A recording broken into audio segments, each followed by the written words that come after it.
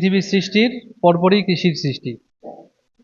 কৃষি হলো সবচেয়ে প্রাচীনতম পেশা। আজকে আমাদের 18 থেকে 20 কোটি মানুষের খাদ্যের যোগান দেয় আমাদের সম্মানিত কৃষকবৃন্দ। তাদের হাড়ভাঙ্গা পরিশ্রম, তাদের বৃষ্টিতে ভেজা, উত্তপ্ত রোদের মধ্যে কাজ করা, মাঠের সেই শ্রমের বিনিময়ে আমরা আজকে খাদ্যের স্বয়ংসম্পূর্ণ জাতি। আমরা শুধু আমাদের 20 কোটি মানুষকেই খাবারের তারা ব্যবস্থা করেন না, আমরা বিশ্বের বিভিন্ন দেশে আমাদের কৃষিজ পণ্য রপ্তানি করে থাকি।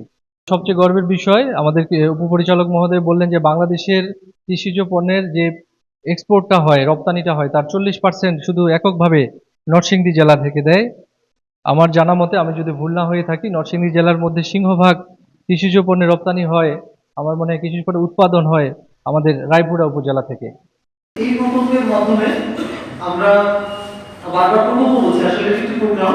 এই প্রোগ্রামের মাধ্যমে ইতিমধ্যে আমাদের জেলায়, আমাদের এই রায়পুরা উপজেলায় বেশ কয়েকটি নতুন জাত আমরা নিয়ে আসতে পারছি। আমাদের এই সর্বশেষ যে মৌসুম গেল, বড় মৌসুমে আমরা বৃধান 101, বৃধান 102 এই নতুন দুটি জাত আমরা এই প্রোগ্রামের মাধ্যমে আমরা মাঠে প্রদর্শনী স্থাপন করেছি।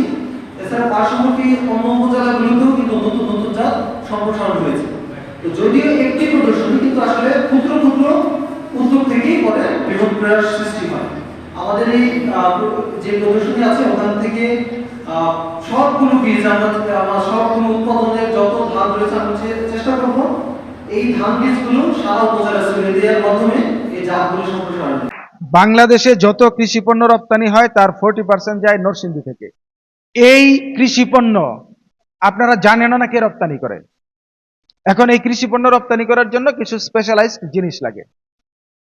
এটাকে প্যাকিং করতে হয়, এটাকে গ্রেডিং করতে হয়, এটাকে আবার আপনার একটা বাহন দিয়ে বিমানবন্দর পর্যন্ত নিয়ে যেতে হয়, এবং এই প্রত্যেকটা জিনিসেরই কিন্তু অনেক দাম।